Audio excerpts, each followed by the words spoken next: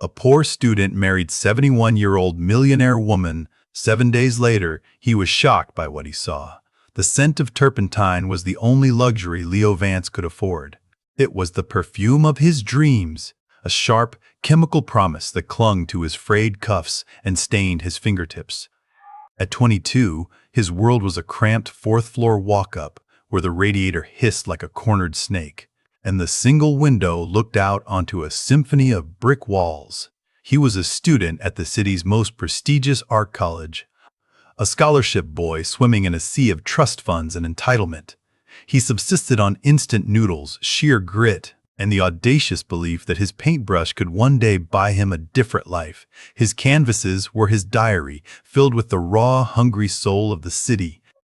He painted the weary faces on the midnight bus, the rain-slicked shimmer of neon on asphalt, the quiet desperation in a homeless man's eyes. His art was honest. It was also, resolutely, unsold. He met Beatrice Sterling on a Tuesday. He was working his side job, a humiliating but necessary gig as a gallery attendant. Tasked with standing silently in a corner and making sure no one touched the minimalist sculptures that looked like repurposed construction debris. He hated the sterile white walls, the pretentious patrons who discussed art in hushed, reverent tones but saw nothing of its soul. She didn't drift in like the others. She moved with a purpose that defied her age. She was 71, a fact she stated as plainly as one might state the weather. Her hair was a chic, silver bob, her eyes the color of a stormy sea, and they held a formidable intelligence that seemed to miss nothing. She was dressed in a simple but exquisitely tailored black suit, a single large pearl brooch her only ornament. She ignored the multi-million-dollar installations and walked straight to the small, overlooked alcove where the gallery owner had hung one of Leo's paintings as a charitable afterthought. Goodbye.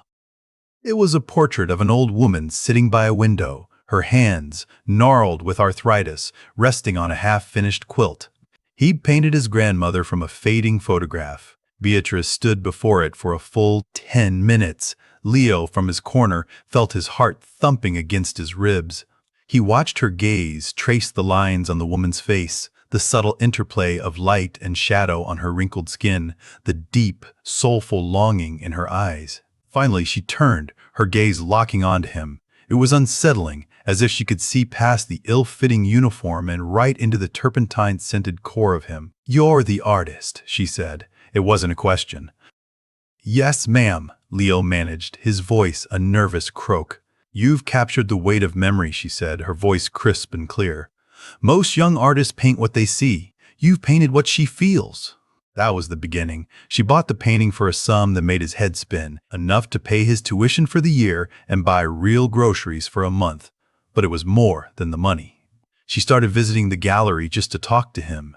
They spoke of Goya and Rembrandt, of the emotional brutality of Francis Bacon and the quiet dignity of Vermeer. He found himself opening up to her, sharing his dreams, his fears, the suffocating weight of his poverty. She, in turn, spoke with a wry, self-deprecating wit about her life, a life of immense wealth and, he began to suspect, profound loneliness. She was the widow of a tech mogul, a man who had built an empire but had left her in a gilded cage. 3 months after their first meeting, she invited him to her penthouse apartment, a place so vast and high above the city that the world below looked like a circuit board. Over tea served in translucent porcelain cups, she made him a proposition that felt like it was from another reality. "Leo," she began, her gaze direct and unflinching, "I am in need of an heir and a companion. You are in need of resources. I propose we get married." Leo choked on his tea. He stared at her, waiting for the punchline. Her expression remained serene. "This would be a contract, a partnership," she continued, as if discussing a stock purchase. "You would want for nothing. You would have the time, the space, the materials, the connections to become the artist you were meant to be. Your financial worries would cease to exist. In return, you would offer me your companionship. We would dine together. We would discuss art. You would be my legal husband and, upon my death, the executor of my estate." He was speechless. The silence in the room was broken only by the distant hum of the city far below. "Why me?" he finally whispered. "Because you are not interested in my money," she said simply. "You are interested in the light on a dusty windowsill. You see the things that matter. I have spent a lifetime surrounded by people who see only price tags. It's a terribly boring existence. I wish to spend my final years with someone who sees the beauty. Also," she added, a flicker of vulnerability in her eyes, "I don't wish to die alone." He thought of his cramped room, the looming eviction notice, the gnawing hunger that was his constant companion. He thought of his dreams, so large and vibrant, trapped inside him like birds in a cage. He looked at this elegant, lonely woman offering him a golden key. It felt like a devil's bargain, a selling of his youth and his integrity. But was it? He genuinely liked her. He admired her mind, her strength. Was it so wrong to trade companionship for a future? A week later, they were married at a sterile city hall office. There were 2 witnesses, her lawyer and her driver. She wore a simple cream dress. He wore the only suit he owned, which he'd bought from a thrift store. That evening he moved into her mansion, a sprawling stone edifice on the outskirts of the city, surrounded by acres of manicured gardens. His new life was a surreal dream. He had a studio the size of his entire former apartment building, flooded with natural light. The finest paints from Belgium, linens from Italy, brushes of every conceivable size and shape. He had a library filled with rare art books, a chef who cooked him gourmet meals, and a wardrobe of clothes that cost more than he used to make in a year. And yet, he was miserable. The mansion was beautiful, but it felt like a museum, cold, silent, and intimidating. Beatrice was kind, but a formal distance remained between them. They ate dinner together every night at a long, polished mahogany table, 2 solitary figures at opposite ends. They discussed art and literature, but never their feelings. He felt like a prized acquisition, a new painting she had hung on her wall. The creative fire in him, which had burned so fiercely in his squalid little room, flickered and dimmed. He would stand before a blank canvas for hours, paralyzed by the sheer possibility. The lack of struggle, the desperation that had fueled his best work was gone, replaced by a comfortable, suffocating emptiness. He also noticed strange things. A whole wing of the vast house, the east wing, was kept locked. The staff, a small army of maids, gardeners, and a stern-faced butler named Arthur, were deferential but unnervingly discreet. He would sometimes see them carrying trays of food or linens towards the locked wing, their faces impassive. Beatrice would disappear for hours at a time, particularly in the afternoons. When he'd ask where she'd been, she would offer a vague, dismissive answer, "Tending to business." Not even bride. He started to feel a growing unease. What was she hiding in that wing? Was it some decadent secret, a younger lover? The tabloids would have a field day. The thought made him sick. He felt a pang of jealousy that surprised him with its intensity. He, Leo Vance, the boy who married for money, was jealous. He had started to care for this formidable, enigmatic woman, and the wall between them was becoming unbearable. The 7th day after their wedding was a turning point. It was a gray, drizzly afternoon. Beatrice had disappeared again after lunch. Driven by a desperate need for answers, a need to break through the sterile perfection of his new life, Leo decided to follow her. He saw her walking across the sprawling lawn, an umbrella held aloft, heading not towards the gate or the garage, but towards a separate, smaller door at the far end of the forbidden east wing. She unlocked it and slipped inside. He waited a few minutes, his heart pounding a frantic rhythm against his ribs. He tried the door. It was locked. He walked along the side of the wing, peering into the large windows. The curtains were all drawn, but then he saw it. One window, at the very end, where the curtain was pulled back just a few inches. His curiosity warring with his guilt, he crept through the wet flower beds, the damp earth soaking into his expensive new shoes. He pressed his face close to the cold glass and peered inside, and the world tilted on its axis. He wasn't shocked. He was shattered. The word shocked was too small, too shallow for the cataclysm that erupted in his soul. What he saw was not a secret lover, not a hidden cache of jewels, not some eccentric billionaire's folly.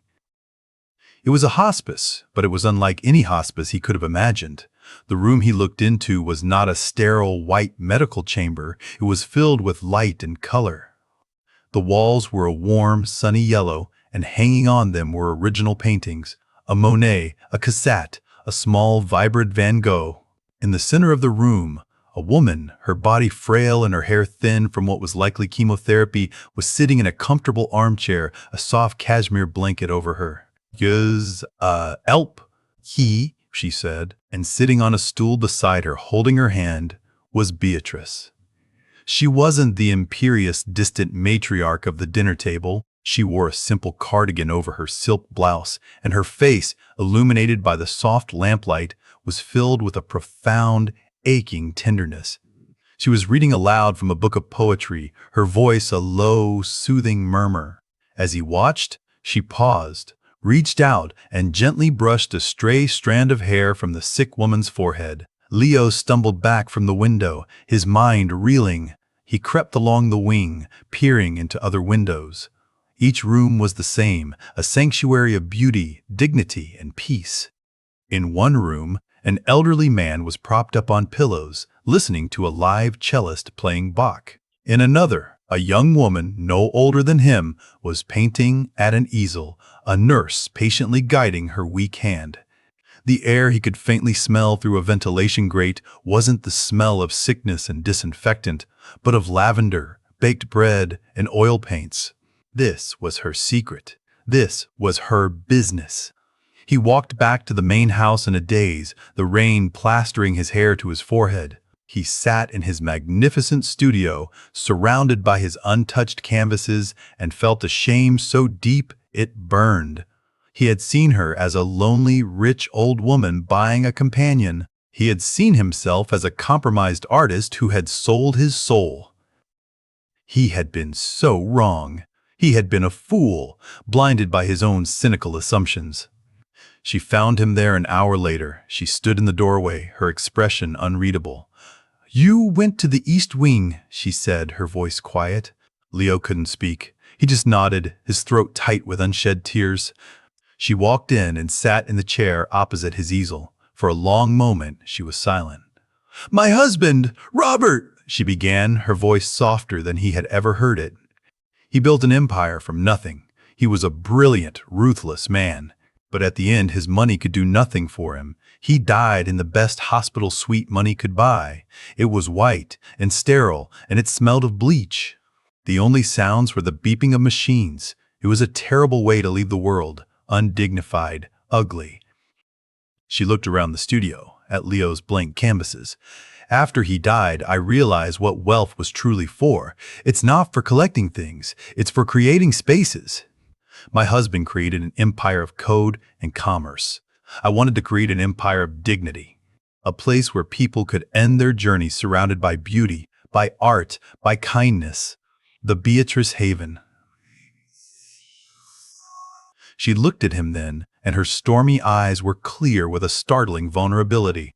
"The entire estate, the fortune, it's all in a trust to fund the Haven, to keep it running long after I'm gone. But trusts are vulnerable. Corporate vultures, distant family members, they could challenge it, try to dismantle it, sell off the art, turn it into a profitable, soulless facilities. I needed a successor, a guardian, not just a lawyer, but someone with a soul. Someone who understands that a Monet on the wall of a dying woman's room is more valuable than it could ever be in a vault." Her voice broke just for a second. "I have a congenital heart condition, Leo. My doctors tell me I have a year, maybe 2. I watched you for weeks at that gallery. I saw how you looked at your grandmother's portrait. You didn't see a painting, you saw a life lived. You saw her soul. I knew you were the one. I knew you could be trusted to protect my life's real work." The confession hung in the air between them, raw and real.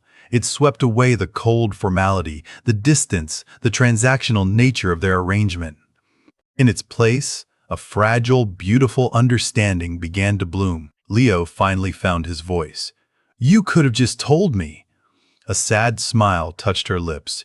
And would you have believed me? Or would you have thought it was the ramblings of a sentimental old woman? I needed you to see it for yourself. I needed you to live in the soullessness of wealth, to understand the richness of what truly matters.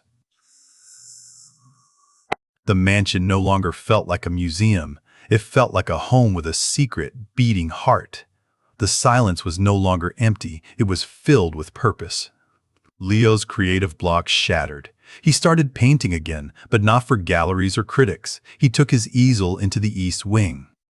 He painted portraits of the residents, capturing not their illness, but the fierce, resilient light in their eyes. He painted for Agnes, the woman with cancer, a field of sunflowers to hang opposite her bed. He painted for Mr. Chen, the old man who loved the cello, a seascape of the village he'd grown up in but would never see again. His art, once fueled by desperation, was now fueled by empathy. It had never been more powerful, more true. His relationship with Beatrice transformed. Their dinners were no longer formal affairs at opposite ends of a long table. They ate together in a cozy breakfast nook, or sometimes on trays in the Haven's library. They talked for hours, not about dead artists, but about the living, breathing people in the East Wing. He told her about his grandmother. She told him about her lost love, Robert. The age gap between them melted away, rendered irrelevant by their shared purpose, and a deep, growing affection that felt more real than any youthful romance he had ever imagined. Eagle and Ard, the Cambion said. He fell in love, not with her money or her status, but with her soul, a soul that had built a sanctuary out of sorrow. One evening, nearly a year later, he was sitting by her bedside. Her heart had grown weaker, and she now spent most of her days resting. He was holding her hand, its skin as delicate as parchment, and reading to her from a book of poetry. She opened her eyes, a faint, contented smile on her lips. "You see, Leo?" she whispered, her voice frail. "You're a natural." He wasn't a poor student anymore. He wasn't the boy who married a millionaire. He was the guardian of a legacy of kindness, the custodian of beauty. He had come seeking a fortune and had, instead, found a purpose.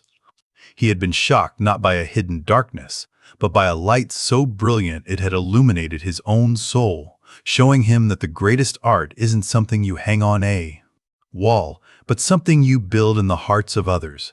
Erlema,